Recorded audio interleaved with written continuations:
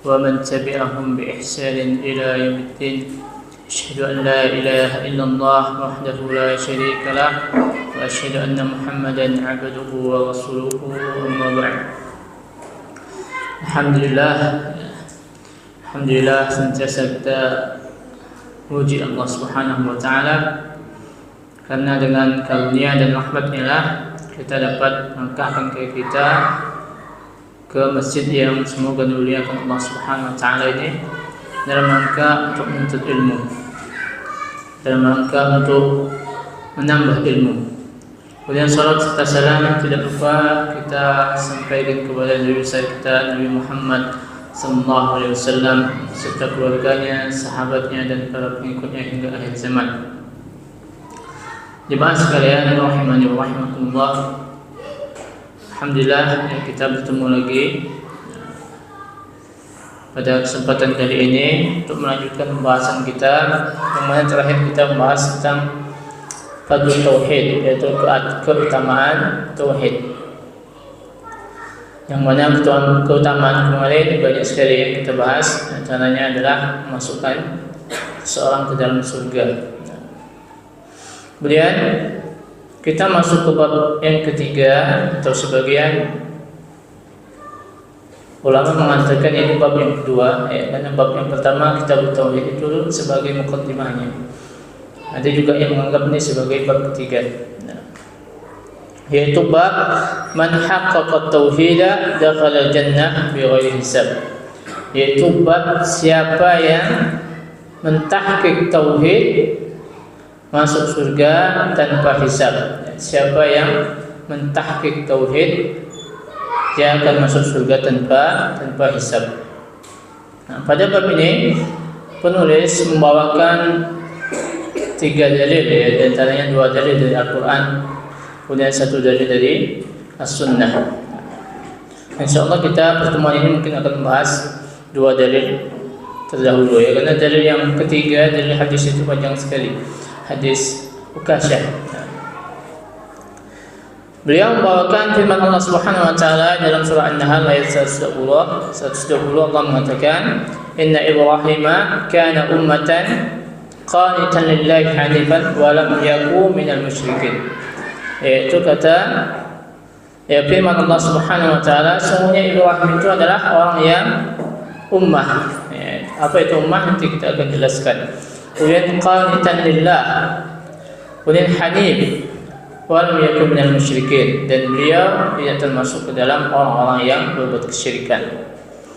Ayat yang kedua yang berbunyi walladzina hum bi rabbihim la yusyrikun, yaitu mereka adalah orang-orang yang tidak berbuat syirik kepada Rabb mereka. Penulis di sini seperti biasa membawakan yang pertama, yaitu kaitan bab ini dengan tauhid, dengan kitab tauhid. Ya, munasabatul bab di kitab tauhid, yaitu hubungan bab ini dengan kitab tauhid. Beliau mengatakan annal musannif rahimahullah lamma zakara at-tauhid wa fadlahu nasaba an yadhkura bayana tahqiqihi li'annahu la yahsulu kamal fadlihi illa bi kamali tahqiqihi. Bahwasanya di sini penulis ketika membawakan atau menyebutkan tentang tauhid dan keutamaan, sebagaimana kita jelaskan sebelum-sebelumnya, beliau sudah menjadi keharusan untuk menyebutkan penjelasan tentang tahqiq atau realisasi dari tauhid tadi, pelaksanaannya, implementasinya terhadap tauhid. Li'annahu la yahsulu kamalu fadlihi illa bi kamali tahqiqihi. Karena sempurnanya keutamaan tersebut yang setelah kita sebutkan sebelumnya, kita bahas, itu tidak akan terrealisasi atau tidak akan didapatkan kecuali juga dengan kesempurnaan di dalam realisasinya, sempurnaan di dalam tahqiqnya. Itu hubungannya, karena saling berhubungan. Bab tauhid dan keutamaan tadi ini sebenarnya juga bagian dari keutamaan tauhid, yaitu memasukkan seorang di dalam surga tanpa hisab. Kemudian beliau menjelaskan makna-makna dari kalimat di atas. Yang pertama, haqqaqat tauhid. Apa yang maksud dengan haqqaqat tauhid? Yaitu khallasahu wa saffahu min syawa'ibisy syirk wal bid'ah wal ma'asi. Yaitu memurnikan, ya, membersihkan dan memurnikan tauhid dari segala bentuk keburukan syirik, dari bid'ah dan ma'asi dan maksiat. Itu maksud dari tahqiq tauhid, ya. Jadi makna tahqiq tauhid itu adalah membersihkan dan memurnikan tauhid dari segala hal-hal yang mengandung kesyirikan, maksiat dan bid'ah. Tahqiq tauhid ini, ya, di dalam tauhid manusia itu bertingkat, atau tauhid itu memiliki tingkatan. Yang ada yang namanya dengan disebut aslu tauhid. Aslu tauhid ini adalah yaitu meninggalkan kesyirikan besar. Orang yang bertauhid kepada Allah Subhanahu wa taala dan meninggalkan tauhid, meninggalkan syirik akbar, syirik besar. Itu asal tauhid. Orang dikatakan sudah bertauhid ketika dia melaksanakan tauhid dan meninggalkan syirikat akbar. Walaupun dia masih melakukan syirik kecil, dia sudah dikatakan melaksanakan tauhid. Ya. Sudah mendapatkan asal tauhid, dasar tauhid tadi. Nah, orang yang seperti ini dia masuk dalam apa? Insya'a azabahu, insya'a ghafara lahu. Jika Allah berkehendak dia akan diazab, jika Allah berkehendak dia akan diampuni oleh Allah Subhanahu wa taala. Orang yang berbuat dosa-dosa besar, ya, berbuat kesyirikan kecil, itu masuk dalam lingkup tersebut, ya. Masuk dalam orang-orang yang bisa saja diampuni, bisa juga dia diazab oleh Allah Subhanahu wa taala. Kemudian ada yang dinamakan kamal tauhid. Ya, kamalu tahqiq tauhid, yaitu kesempurnaan di dalam mentahqiq tauhid. Kesempurnaan ini pun terbagi menjadi dua. Ada kesempurnaan yang sifatnya wajib, ada kesempurnaan yang sifatnya mustahab. Kesempurnaan yang sifatnya wajib yang sebagaimana disebutkan tadi, yaitu dengan meninggalkan kesyirikan baik yang besar maupun yang kecil. Kemudian meninggalkan kebid'ahan dengan segala macamnya. Kemudian meninggalkan maksiat dengan segala macamnya. Ya, itu kamalul tahqiq tauhid. Yaitu orang yang mentahqiq tauhid dengan kesempurnaan yang wajib. Nah, dengan meninggalkan kesyirikan mau kecil mau besar, menjauhi kebid'ahan dengan segala macamnya dan menjauhi kemaksiatan dengan segala macamnya. Ada punya mustahab, yaitu orang-orang yang telah melaksanakan tahqiq tauhid yang sempurna tadi, yang wajib tadi, kemudian ditambah dengan hal-hal yang mustahab. Ya, ditambah dengan hal-hal yang mustahab. Mungkin dia hatinya yang selalu tenang mengingat Allah, yang selalu rindu kepada Allah, yang selalu bergantung kepada Allah. Nah, itu sampai derajat kamal tauhid mustahab. Ya. Kamal mustahab di dalam tahqiq tauhid. Atau bahasa simpelnya, ya, tauhid yang paling sempurna itu adalah orang yang melaksanakan segala bentuk kebaikan, baik itu yang bersifat wajib maupun yang bersifat sunnah, dan orang yang meninggalkan segala bentuk kemaksiatan atau segala bentuk larangan, baik yang sifatnya haram maupun yang makruh. Itu tauhid yang sempurna. Ya, orang yang melaksanakan tauhid dan melakukan segala bentuk kebaikan, baik pun yang wajib maupun yang sunnah, dan menjauhi segala larangan baik yang haram maupun yang makruh. Itu yang tauhidnya yang sempurna. Ketika orang sepertinya, apakah orang yang tidak bermaksiat? Tidak mungkin, ya. Manusia tidak mungkin tidak bermaksiat. Tapi ketika dia bermaksiat dia bersegera bertaubat. Ya, orang-orang yang seperti ini ketika dia bermaksiat dia bersegera bertaubat, maka dia masih termasuk dalam orang yang sempurna tauhidnya tadi. Ini orang-orang yang seperti inilah yang masuk ke dalam 70.000 golongan yang masuk surga tanpa hisab wala azab, kata Rasulullah SAW. Nanti ada penjelasannya di hadis yang seterusnya. Itu makna dari tahqiqut tauhid, ya, realisasi dari tauhid. Kemudian makna bi ghairi hisab ai la muhasabata alaih. Tanpa hisabnya adalah tidak ada perhitungan. Artinya kita orang-orang yang masuk surga tanpa hisabnya dia tidak melewati hari perhitungan. Nah, ya, karena setiap masuk kan dikumpulkan kepada mahsyar, ya kan, dihisab setiap amalnya. Nah, tapi orang yang masuk surga tanpa hisab dia tidak dihisab, tidak dihitung amalannya, dia langsung masuk dalam surga. Nah, kemudian makna ummatan, inna Ibrahimah kana ummatan, tadi makna ummatan di sini adalah qudwatan wa imaman mualliman lil khair, yaitu teladan dan imam dan orang-orang yang mengajarkan kepada kebaikan. Mana ummah. Nah.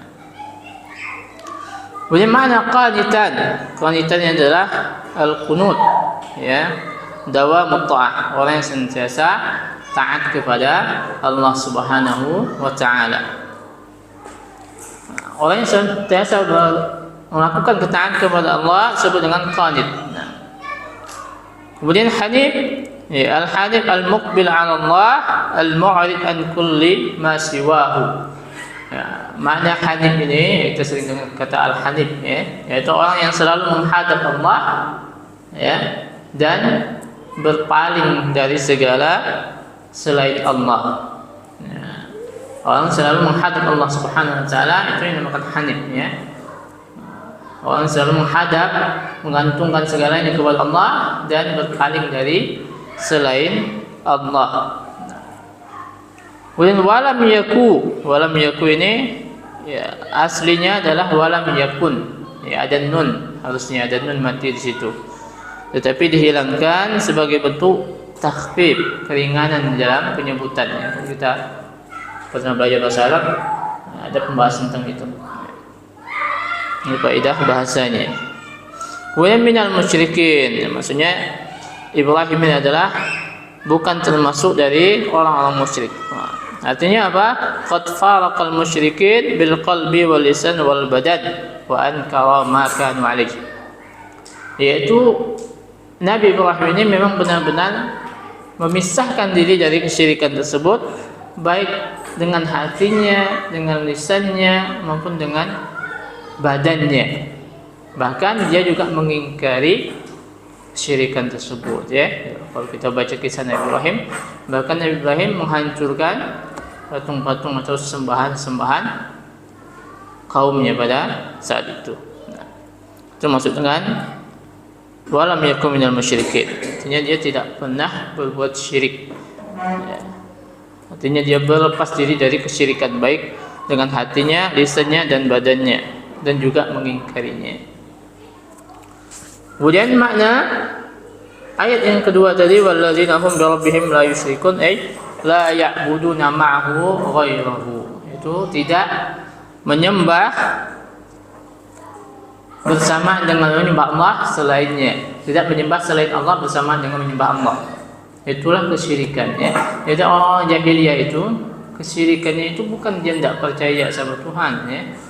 Dia menganggap Allah itu ada, tetapi dia bersamaan dengan dia beribadah kepada Allah, dia juga beribadah kepada yang lain, ya, kepada patung-patung atau pepohonan.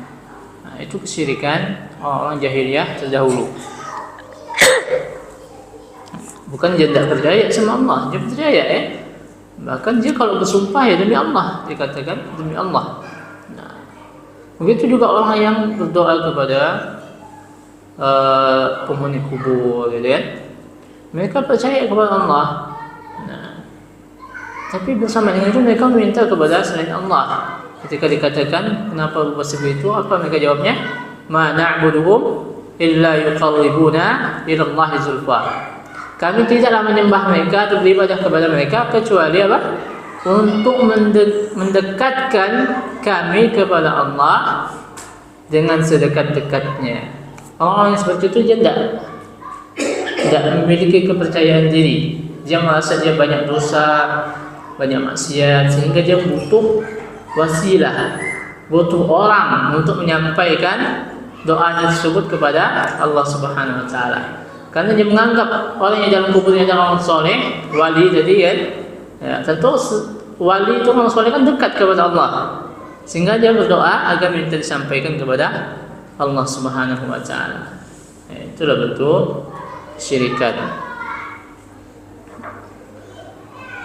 Kemudian makna al-ijmali lil ayatil ula. Makna ijmal, makna umum pada ayat yang pertama tadi adalah ya Allah Subhanahu wa taala yasifu khalilahu Ibrahim alaihissalam bi arba'in sifat. Pada ayat ini Allah Subhanahu wa taala menjelaskan atau memuji Ibrahim dengan 4 sifat. Yang pertama tadi adalah al-ummah. Ya, al-ummahnya adalah annahu kana qudwatan lil khair wa takmilihi kama maqam as-sabri wal yakin allazaini bihima tunalu al-imamatu fid din.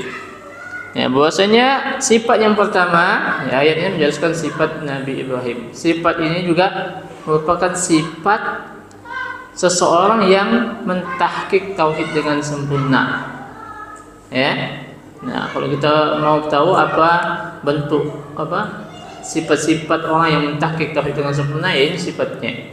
Ada 4. Yang pertama itu ummah, yaitu qudwah fil khair, teladan di dalam kebaikan, pemimpin di dalam kebaikan. Nah, orang yang selalu mengajak pada kebaikan. Litakmilihi maqamis sabri wal yakin, yaitu untuk menyempurnakannya makam kedudukan sabar dan yakin. Kita tahu sebagaimana kisah-kisah Nabi Ibrahim ini, ya. Bagaimana kesabaran dan keyakinan beliau. Beliau bersabar ketika beliau dibakar di dalam api, ya. Kemudian beliau juga bersabar ketika mendapatkan cobaan untuk menyembelih anaknya. Dan dia tetap menyembelihnya karena apa? Tidaklah beliau melakukan itu karena keyakinan yang sangat tinggi kepada Allah akan balasan yang besar. Ya. Kalau kita mungkin ragu-ragu karena keyakinan kita tidak setinggi itu. Tapi karena keyakinan yang tinggi sehingga dia melakukan perintah Allah tersebut, yang menyembelih anaknya. Nah, itu keyakinan yang tingkat tinggi. Nah, kalau kita bisa sampai seperti itu, mungkin kita bisa masuk ke dalam golongan orang-orang yang masuk surga tanpa hisab. Nah, yang mana 2 sifat ini tunalul imamatu fid din. Ya, kalau seorang memiliki 2 sifat ini, dia akan mendapatkan imamah, kepemimpinan di dalam agama. Nah, sebagaimana Ibrahim menjadi pemimpin, ya, di dalam agama. Kemudian sifat yang kedua, sifat tsaniyah annahu kana khashi'an muti'an mudawiman ala ibadatillahi wa ta'ala. Yaitu sifat yang kedua tadi adalah qanitan. Qanitannya adalah muti'an, khashi'an, yang selalu taat, khusyuk dan senantiasa taat kepada Allah Subhanahu wa taala. Ya, senantiasa taat dan khusyuk kepada Allah Subhanahu wa taala. Dan sifat yang ketiga hanif, ya, hanifan, yaitu annahu kana mu'ridan 'anil syirki muqbilan 'ala Allah. Yaitu dia berpaling dari kesyirikan, dari segala macam bentuknya tadi, dan juga selalu menghadap kepada Allah, ya, menghadap kepada Allah Subhanahu wa taala. Kemudian sifat yang keempat, bu'du 'anil syirki wa mufaraqatuhu lil musyrikin. Yaitu sifat yang kepada dia walam yaku minal musyrikin. Artinya dia menjauh dan memisahkan diri dari kesyirikan dan pelakunya. Jauh, berlepas diri, baik secara lisan, hati maupun badan. Nah, itu 4 sifat yang ada pada Ibrahim. 4 sifat itu juga, ya, sebagai bentuk kesempurnaan tahqiq atau realisasi pada tauhid seseorang. Wa munasabatul ayat al-ula lil bab. Hubungan ayat ini terhadap bab atau segi pendalilannya adalah annahu wasafa khalilahu bi hadhihi as-sifat allati hiya al-ghayatu fi tahqiq at-tauhid wa qad umirna bil iqtida' bihi bi qawlihi ta'ala. Qad kanat lakum uswatun hasanatun fi Ibrahim wal ladzina ma'ah. Hubungannya di sini adalah bahwasanya Allah Subhanahu wa taala mensifati khaliluhu, yaitu kekasihnya Ibrahim alaihissalam, dengan sifat ini yang mana ini adalah puncak, ya, puncak tertinggi dari tahqiqut tauhid. Nah, jadi sifat tadi sebagaimana kita katakan adalah puncaknya, ya, puncak kesempurnaan daripada realisasi terhadap tauhid. Nah, dan kita diperintahkan untuk mengikuti Nabi Ibrahim, ya. Bagaimana Allah katakan, qad kanat lakum uswatun fi Ibrahim wal ladzina ma'ahu. Ya, sungguh ada pada kalian contoh teladan yang baik pada diri Ibrahim alaihissalam dan orang-orang yang bersamanya. Itu ayat yang pertama, ya. Jadi kalau kita ingin menyempurnakan tauhid, maka tadi kita harus memiliki sifat-sifat yang empat tersebut. Karena manusia itu ya ada tiga. Manusia itu ya ada tiga. Ada sabiqun bil khairat, orang yang bersegera berlomba-lomba di dalam kebaikan. Ada yang muqtasid, yang pertengahan, yang hanya sekedar melakukan kewajiban-kewajiban saja, jauhi larangan. Kemudian ada yang zalimun li nafsihi, yang menzalimi dirinya, itu yang selalu bermaksiat. Maka orang-orang yang termasuk sempurna tauhidnya adalah orang selalu berlomba dalam kebaikan. Jadi dia mengumpulkan semua bentuk kebaikan, ya, baik yang sunnah pun wajib dia lakukan dengan semaksimal mungkin. Kemudian dia menjauhi segala larangan, ya, baik yang sunnah maupun makruh, ya, dengan semaksimal mungkin dia tinggalkan. Kemudian jika dia berbuat dosa, bermaksiat, dia segera bertaubat.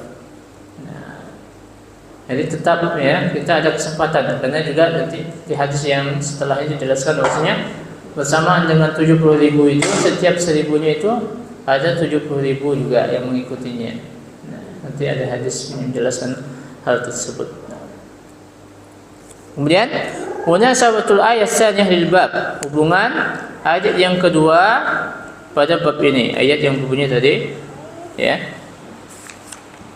walladzina hum bi rabbihim la yusyrikun. Hubungannya dengan bab ini adalah anna Allah Ta'ala wasafa al-mu'minina as-sabiqina ila al-jannat bi sifatin a'zamuha as-sana'u 'alaihim bi annahum bi rabbihim la yusyrikuna syai'an min asy-syirki la khafiyan wa la jaliyan. ومن كان كذلك فقد بلغ من تحقيق التوحيد النهاية ودخل الجنة بلا حساب ولا عذاب. Pada ayat yang kedua ini bahwasanya Allah mensifati orang-orang yang mukmin atau orang-orang mukmin yang berlomba-lomba masuk ke dalam surga dengan sifat yang paling agung. Sifat paling agung tersebut adalah as-sana' 'alaihim, pujian atas mereka bahwasanya mereka la yusyrikuna billahi syai'an la khafiyan wala jaliyan. Mereka tidak berbuat syirik kepada Allah Subhanahu wa taala, tidak syirik yang kecil, yang khafi, yang tersembunyi, tidak pula syirik yang terang-terangan, yang besar. Nah, siapa saja yang mampu melaksanakan itu, ya, sampai kepada derajat itu, maka dakhalal jannata bila hisab wala azab, maka dia akan masuk surga tanpa hisab dan azab. Itu tahqiq tauhid, ya.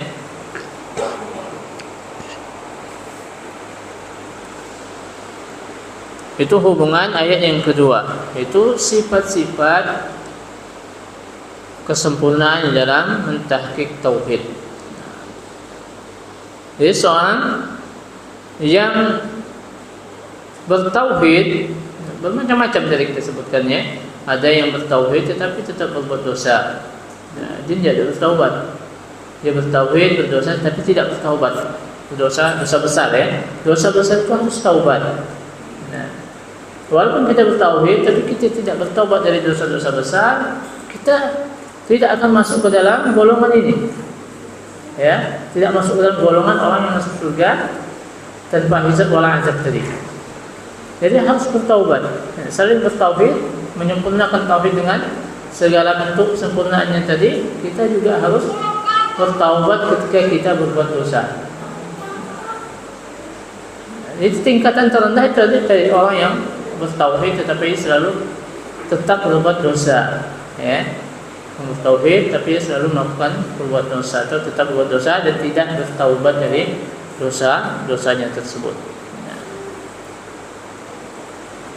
Kemudian fawaid ma yustafadu min al-ayatain, itu apa yang dapat diambil dari faedah ayat kedua ini. Faedah dari ayat kedua tersebut yang pertama adalah fadilatu abina Ibrahim alaihissalam, yaitu keutamaan ayah kita. Beliau menyebutkan Ibrahim sebagai bapak kita ya. Bapaknya para nabi ya, termasuk bapak kita juga. Ibrahim alaihissalam, ya, keutamaan tadi ya, jelas ya kesempurnaan keutamaan tadi atau sifatnya yang empat ini. Yang kedua al-iqtida'u bihi fi hadis sifah al-azimah. Kemudian mengikuti ya, mengikuti Nabi Ibrahim dengan sifat-sifat yang agung tersebut. Kita diperintahkan untuk mengikuti Nabi Ibrahim dan sifat-sifatnya yang agung tersebut. Yang ketiga bayan sifat allati tatimmu biha tahqiqut tauhid. Itu penjelasan sifat yang mana dengan sifat tersebut sempurnalah tahqiqut tauhid. Itu empat sifat tersebut. Wa wujubul ibtiad an syirki wal musyrikin wal bara'ati minal musyrikin. Wajibnya menjauh ya dari kesyirikan dan orang-orang musyrik dan berlepas diri dari orang-orang musyrik. Kita tidak cukup hanya bertauhid saja ya, tapi kita harus berlepas diri juga dari kesyirikan dan orang-orangnya. Tapi bukan berarti kita meninggalkannya ya, tidak mendakwahkannya, bukan. Kita berlepas diri tapi tetap mendakwahkan.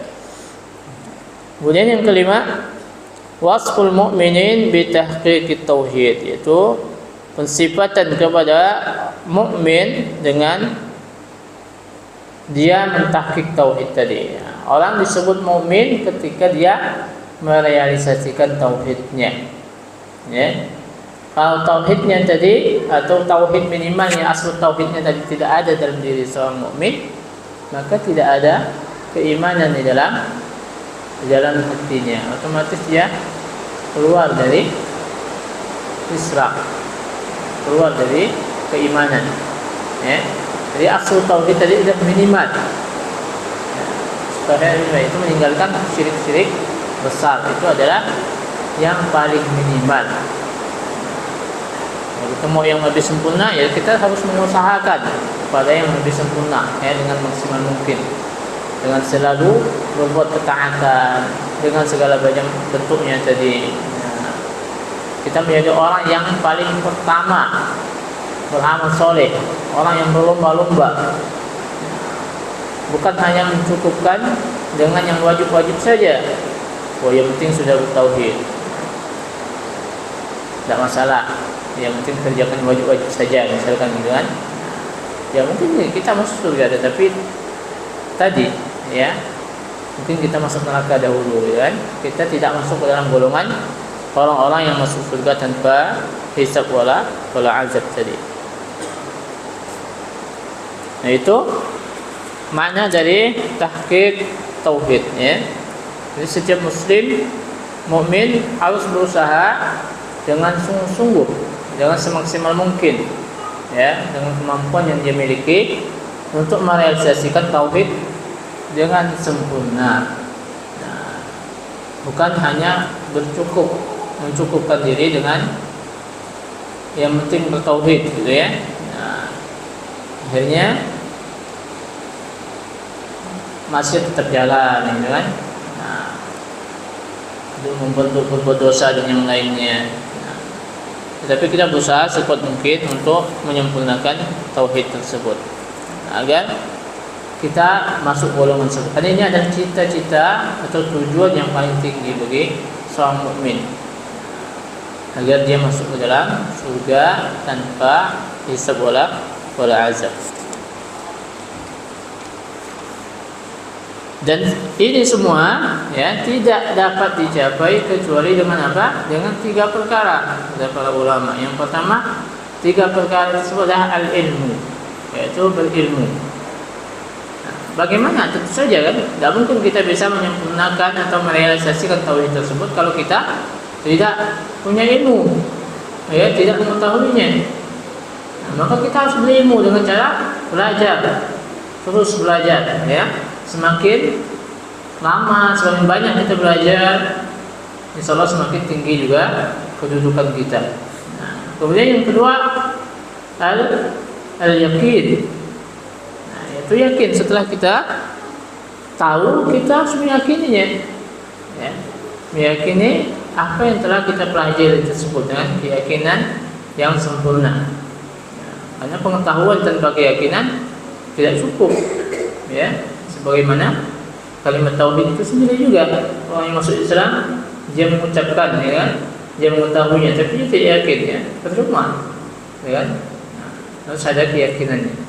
Kemudian yang terakhir, yang ketiga, yaitu al-inqiyad, yaitu patuh dan tunduk kepada perintah-perintah Allah dan menjauhi segala larangannya. Nah, itu 3 itulah yang akan menjadikan kita dapat merealisasikan tauhid tersebut. Karena ilmu, keyakinan tadi harus diaplikasikan dengan amalan, ya, berupa ketundukan kita kepada perintah-perintah Allah, baik yang wajib tadi maupun yang sunnah, dan juga meninggalkan segala larangan-larangan Allah, baik yang haram maupun yang makruh, sebisa mungkin.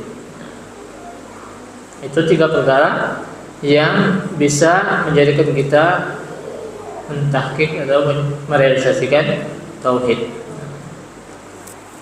Baik. Allahu a'lam bishawab, ya. Mungkin ada pertanyaan. Lalu kita lanjut ke pertemuan selanjutnya, nanti membahas hadis yang berikutnya. Nah.